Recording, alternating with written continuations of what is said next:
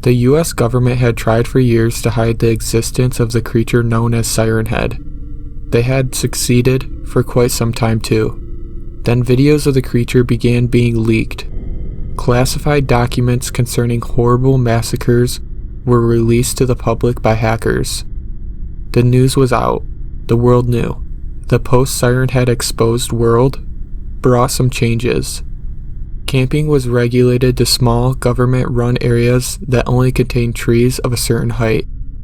Camping anywhere else would result in a massive fine. Almost all hiking trails were closed. In fact, virtual hiking games had become quite popular. All forests were essentially left alone, as if it was deemed too dangerous to knock down trees in order to put up new resorts or things of the like. It was a big win for conservationists. Still, deaths occurred. Adrenaline junkies and stupid teenagers no longer broke into old abandoned asylums, and instead went out into the trees. Foolish. But the public had grown truly obsessed with this mysterious creature, and different media outlets wanted to keep their viewers happy. That's where James Hainter came in. James was the host of a popular television show called Hainter's Haunts, where mysteries come to life. Anything deemed spooky or mysterious was up for grabs for the show, and a Sirenhead special would be a ratings goldmine. No, James wasn't stupid enough to go looking for the creature. There were other ways to get the viewers they wanted. There were very few proven documented cases of Sirenhead attacks, where a witness could be interviewed. The main reason was because Sirenhead didn't leave witnesses when it attacked, and anyone claiming to have survived the creature was probably lying. Still, there were a few cases where it was known that a victim survived. One was the Lydia Johnson case. The attack had happened over 60 years ago, and though the basics of the story were well known, Lydia had never agreed to an interview to discuss the details of her ordeal. At least, not until now. Lydia lived in a psychiatric hospital called Oak Creek Hospital. Her diagnosis was never released to the public, but she was deemed in a strong enough state of mind to do the interview. In fact, her doctors saw it as therapeutic, since she was so adamant about sharing her story for the first time in over half a century. James was over the moon. This was the interview of the year, and he had scored it. He and his crew set up their equipment in a spare room allowed by the hospital. 3 chairs were set up, one for James, one for Lydia, and one for her interpreter. You see, Lydia had been born with a rare condition that left her without eardrums. Where one would have their eardrum, she was left with a thick wall of flesh. She had been deaf her whole life. She could sign and read lips, but she didn't like to speak. Children in her early school days would viciously bully Lydia for her inability to pronounce words like anyone else. As a result, she did not speak. Lydia had moved to a different state when she was 7 and had been lucky enough to make a group of 5 friends. There was Charlie, the red-headed goofball who could never pass up making a joke. There was Tanya, a pretty blonde who was stereotypically girly. Ben, a studious boy with black hair. Lance, who could play any sport you could think of and was always up for an adventure. Finally, there was the tomboy, Maddie. They were all as different as could be, yet somehow were inseparable. They had taken Lydia under their wing, and the group of 5 became 6.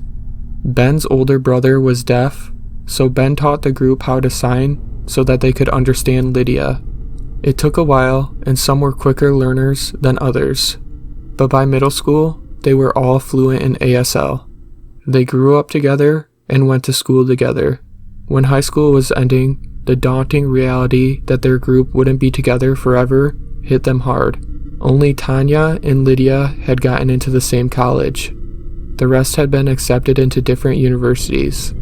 They would be friends forever, but it wouldn't be the same.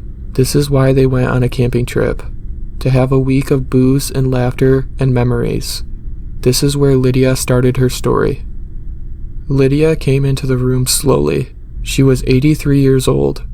Behind her was a plain-looking woman named Janie, her ASL interpreter. Boom microphones were raised above their heads. Everyone took a seat. The cameras turned on. The crew grew silent, and the interview began. "Lydia," James began in a charismatic voice. "Can I call you Lydia?" "Lydia, for over 60 years, you have kept silent about the events that occurred to you and your friends. Why share now?" Lydia, being able to read lips, started signing her answer rapidly. "I recently found out that I had stage 4 pancreatic cancer," the interpreter said. "I don't have much time left, and even though I hate recalling those events from so long ago, I know that they need to be shared." "Please," said James, "whenever you're ready." Lydia paused for only a moment before beginning to sign away. "The 6 of us had found a perfect place to set up camp," Janie spoke. "It was a mile away from any town and surrounded by a thicket of beautiful trees. We set up camp and had a wonderful night of laughter, s'mores, and a bit of drinking. I'll always remember that night. It was the last good night. The next morning we all got up and explored the area around us. Tanya found the massive tree that had been burrowed at its base by some kind of wildlife.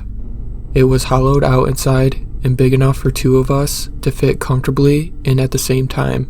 There were no bugs," she continued. "In fact, there wasn't a single animal nearby, not even a bird.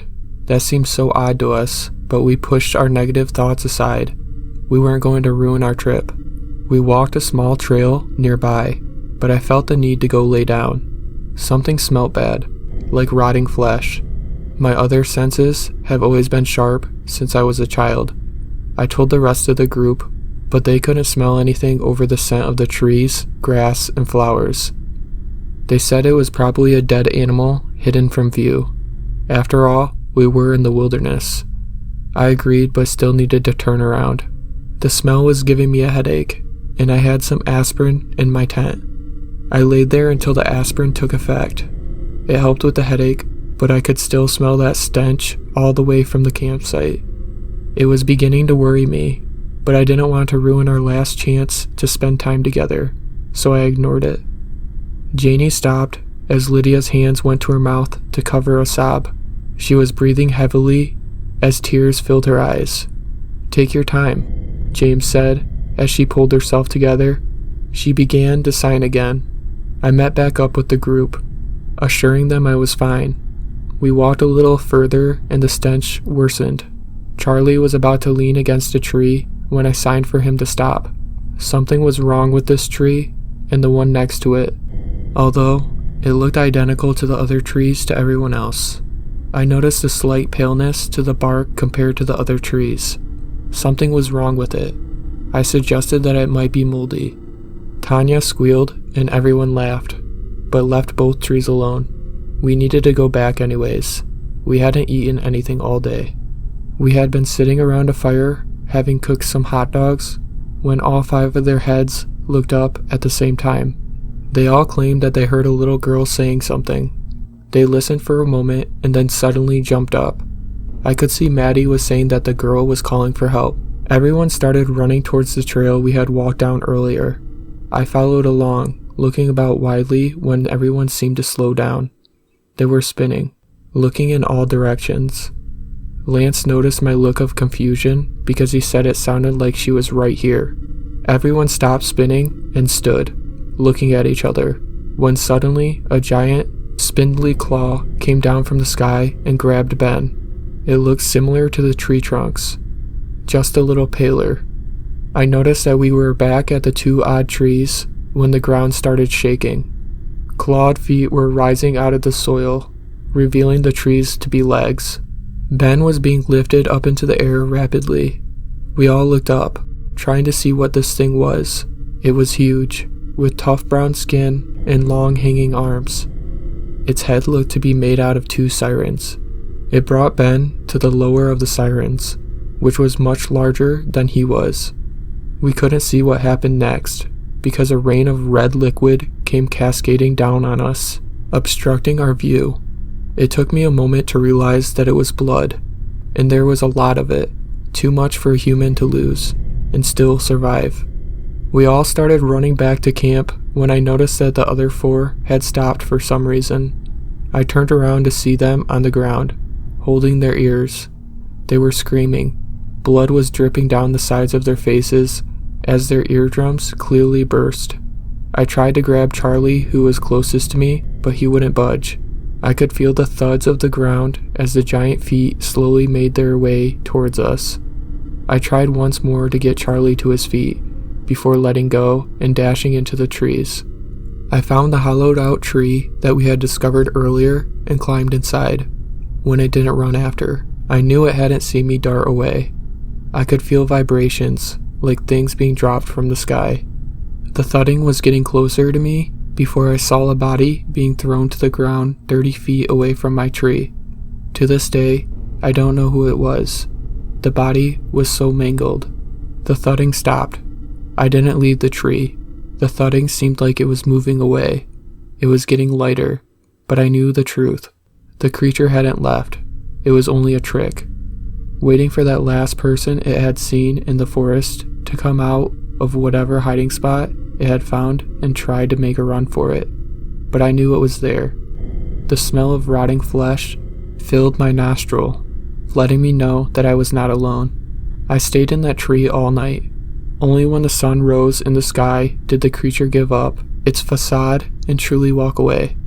I waited till both the thudding and the stench had gone away before booking it in the opposite direction. I could barely see with the tears blinding me. You can imagine my surprise when I ran into a small army base. They had been set up specifically to look for and neutralize Sirenhead. I was later informed what I already knew. None of my friends had made it. The room was silent. It took James a moment to compose himself before he spoke again. Lydia, there have been multiple cases of people actively trying to find Sirenhead. What do you have to say to those individuals? Lydia Johnson spoke the first word she had spoken since she was a child, and the last one she would ever say in her life. Don't.